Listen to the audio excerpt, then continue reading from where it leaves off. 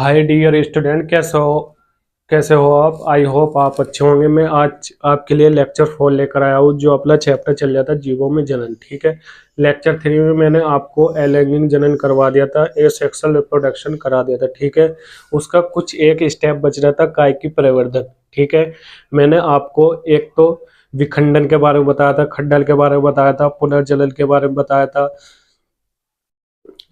पुनर्जनन के बारे में बताया था, वेजिटेटिव। ये आज जो है अपना कायिकी परिवर्धन है। ठीक है, कायिकी परिवर्धन के बारे में बात करेंगे, अलैंगिक जनन के बारे में बात करेंगे।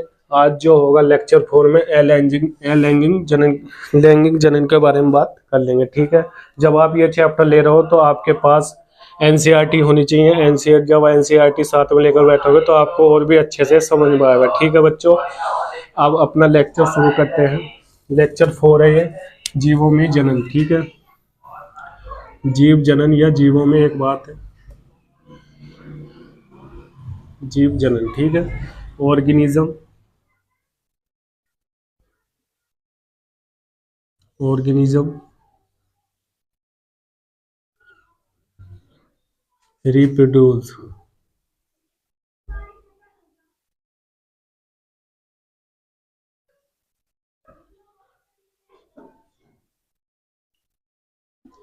ठीक है। लेक्चर 4 यहाँ लिख देता हूँ मैं, अलैंगिक जनन की बात करें।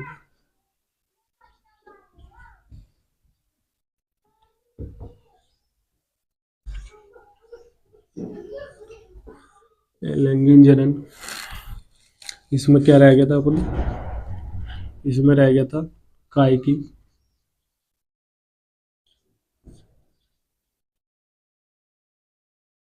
कायिकी परिवर्धन। ठीक है, कायिकी परिवर्धन में जो बात करेंगे हम करेंगे तना,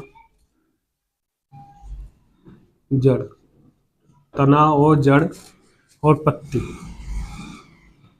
तना और जड़ पत्तियों से जो पौधे उत्पन्न होते हैं या विकसित होते हैं तो उन्हें कायिकी परिवर्तन कहते हैं। ठीक है, इसके लाभ क्या है।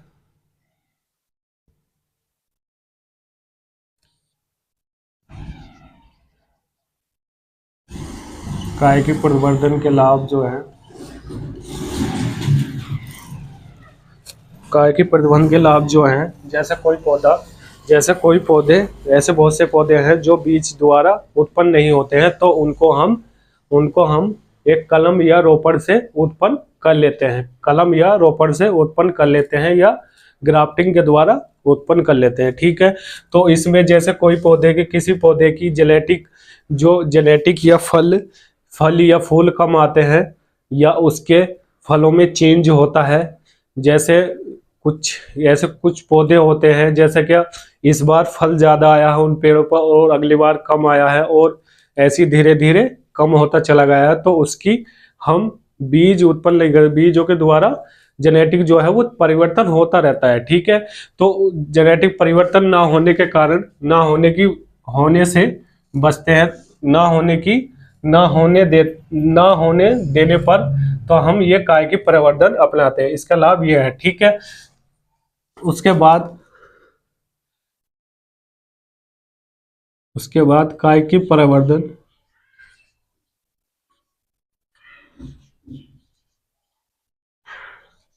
दो प्रकार के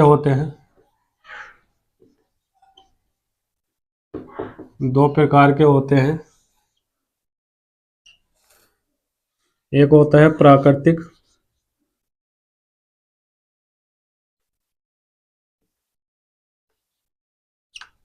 प्राकृतिक प्राकृतिक विधि द्वारा, ये सब होते हैं नेचुरल मेथड। ठीक है, इसमें जो आएगा, पहले तना आएगा, जड़ आएगी, तने में क्या आएगा, आलू आएगा, और शकरकंद आएगी। ठीक है, जड़ में, ठीक है, गाजर आएगी, और जड़ आएगी, गाजर आएगी, जड़ में, ठीक है, गाजर और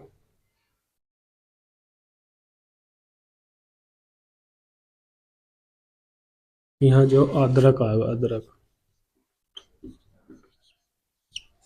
यहाँ आएगी शकरकंद। ठीक है, शकरकंद हो गया। उसके बाद जो बात करेंगे, पत्तियों की बात करेंगे। पत्तियों में बायो बायोफिल्म, बायोफिल्म होता है। ठीक है। दूसरा मेथड है कृत्रिम, क्रेमिक या कृत्रिम बोल देंगे। ठीक है। विधि द्वारा,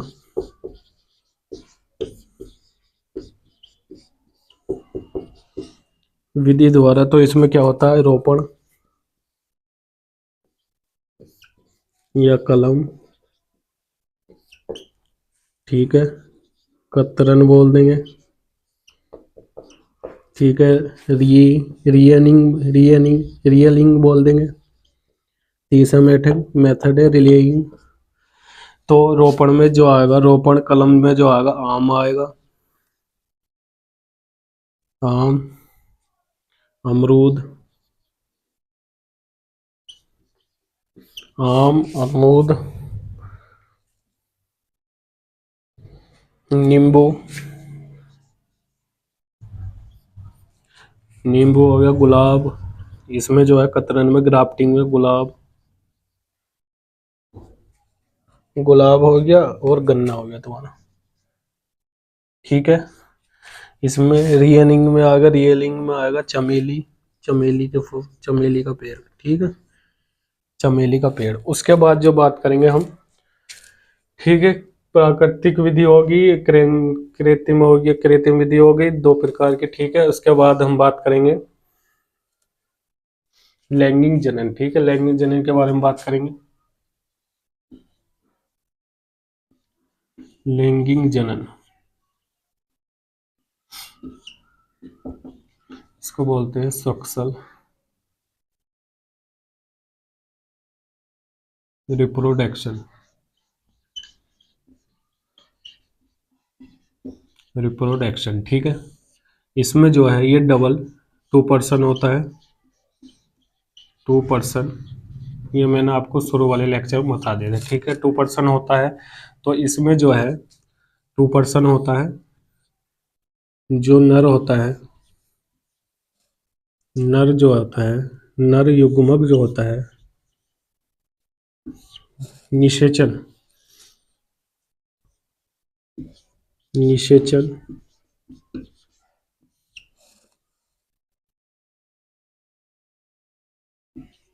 निषेचन।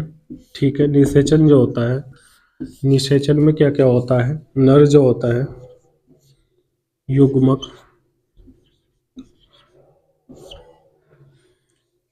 शुक्राणु होता है।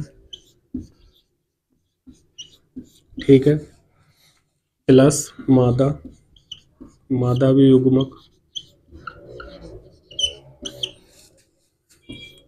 तो इसमें जो होता है, इसमें अंडाणु होता है, अंडाणु। ठीक है। तो इनका जो संलयन होता है, जो संलयन होता है, संलयन, संलयन होता है तो उसे ही निषेचन बोलते हैं। ठीक है, उसे ही निषेचन बोलते हैं, निषेचन कहते हैं। ठीक है। उसके बाद निषेचन कहते हैं,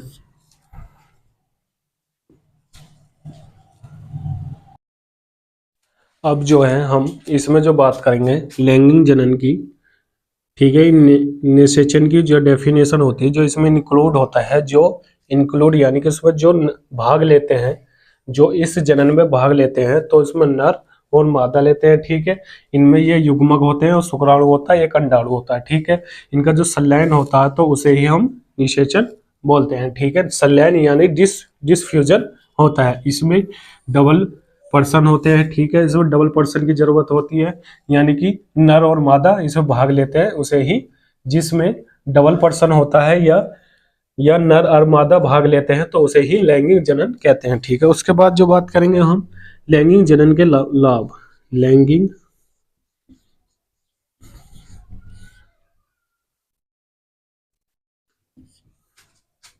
लैंगिक जनन के लाभ। लैंगिक जनन के लाभ यही हैं, अपनी सतिथि, सतिथि का मतलब है अपने डोटन, यानी कि अपनी जाति को बढ़ावा, यानी कि अपनी जाति को बढ़ाते हैं। ठीक है, लैंगिक जनन के ये पेड़ों में भी होता है, जो बहुकोशिकीय होता है तो उनमें ही लैंगिक जनन होता है।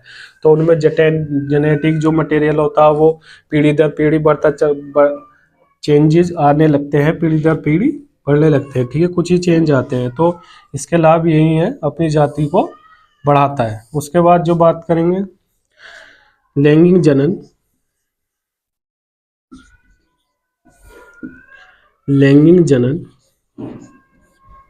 दो प्रकार के होते हैं।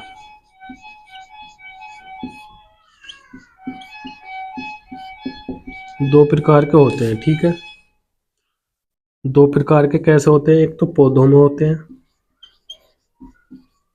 पौधों में लैंगिक जनन,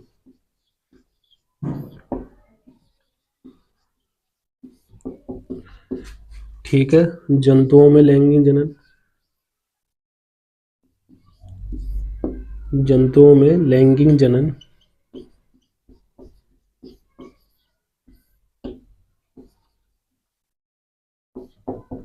ठीक है, दो प्रकार के होते हैं, पौधों में लैंगिक जनन, जंतुओं में लैंगिक जनन। ठीक है, अब इन दोनों की बात, जो पौधों में लैंगिक जनन है ये अपन अगले लेक्चर में करेंगे, लेक्चर 5 में।